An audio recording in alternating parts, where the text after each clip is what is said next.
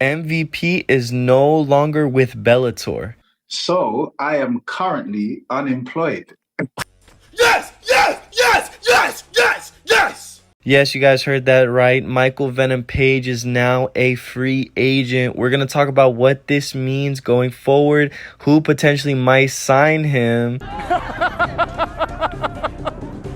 And we're going to go over some new leaks that just recently came out regarding MVP's future.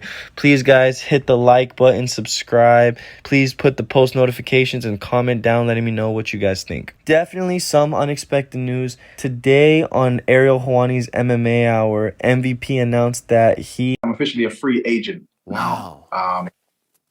No longer with Bellator at the moment. So just exploring this space currently. Now, when some fighters fight out their contract, usually at the end, there will be a negotiation period where they kind of choose to see where they want to go, to see if any offers come out, and to see like basically what their value is out there, what other executives think about them, and how much they're willing to give them to sign. And so we're just finding out that MVP is actually now a free agent, is not with Bellator. He could re-sign with Bellator, and there's a couple other promotions that we're going to go over that he did mention that could potentially sign him, but you guys know that the biggest one, it seems to me that one could possibly happen. Now, like I did mention, some promotions are going to give him some offers. Bellator could choose to re-sign him, give him an even bigger contract. There's obviously PFL, ONE FC overseas.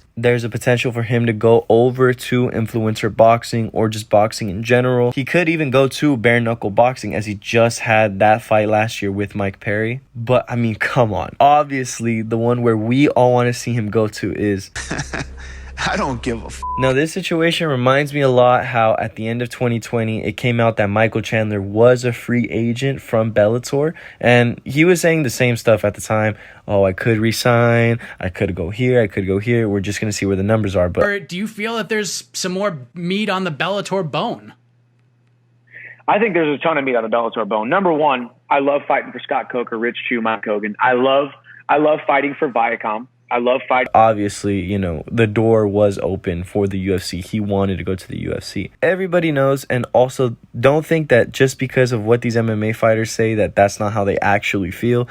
All of these fighters, just how everyone knows that where you want to be is at the UFC. You want to be at the number one place. It's like the NFL for football players. It's like, the NBA for basketball players. It's the number one place to be at the UFC. And you could obviously think in Michael's mind that, well, if the UFC gives me a good offer, depending on how we end up with these negotiations, most likely I'm going to end up over there. So it reminds me just of that situation, at the end of 2020, Chandler ended up becoming a UFC signed fighter. Then he went on to have his debut just a couple months later in Abu Dhabi against Dan Hooker. And I guess you could say MVP is one of the more, notable fighters over there in Bellator, like one of their more bigger stars. For his last fight, when he competed in March in San Jose, I actually went to his fight.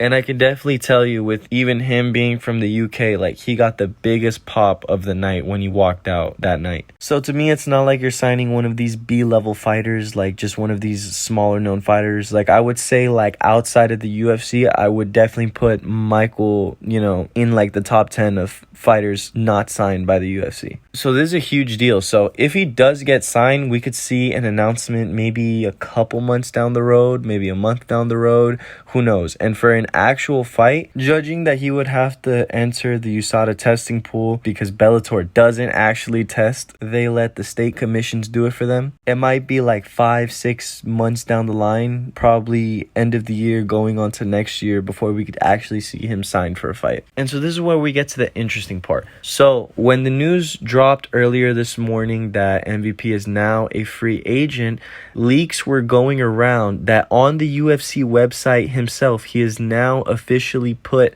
as a UFC athlete. As of the time of this recording, if you go to the UFC website and type in Michael Venom Page, you can actually see that he pops up as an athlete. And so one thing that I will point out is before you actually click on his fighter page, it does list him as 12-0, and in real life he's actually 21-2. But once you actually do click on his page, you can tell that this was thought out by the UFC, because on his age it says 36, his status says not fighting, and under Octagon debut it says July 17th 2023, which is actually today's date. So to me, it seems that the UFC have already signed him, and they kind of made an error by putting out this page before actually making the announcement.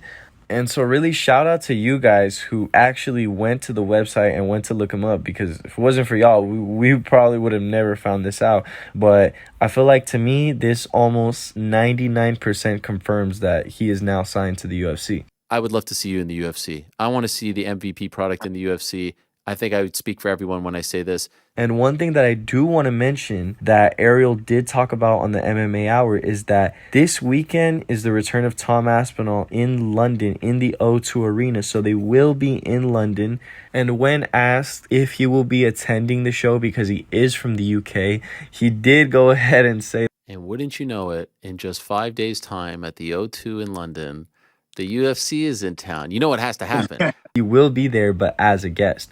But we all know that he could just be lying and, saying all this stuff to throw us off. But I feel like with the leak coming out on the website itself, and then the UFC going to London this weekend, I feel like it just lines up for an announcement. They could show him on the crowd, NXT style.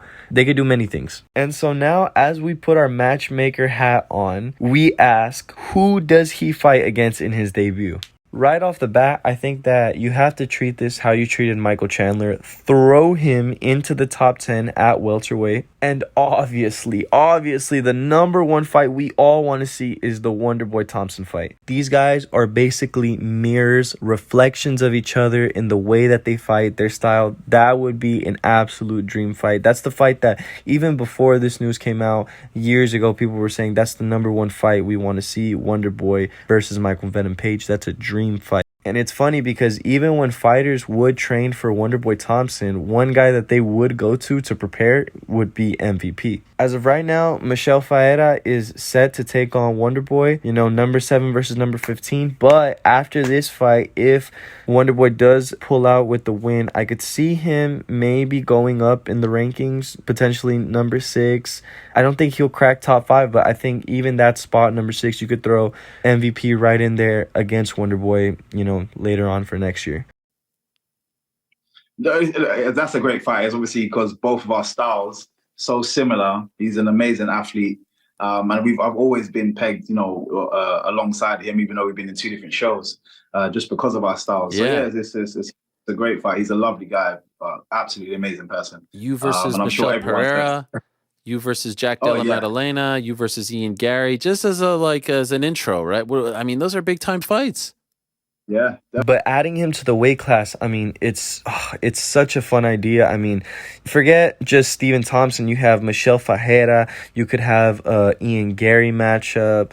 Vicente Luque would be fun. Colby Covington, Burns. There's so many possibilities for him at welterweight. And obviously, the champion Leon Edwards. The possibilities are just endless with throwing him into the welterweight division. You know what would be hilarious if we're all doing this speculation and talk and just for him to go sign with PFL or something. But let me know what you guys think. Please drop a like, comment, share, subscribe.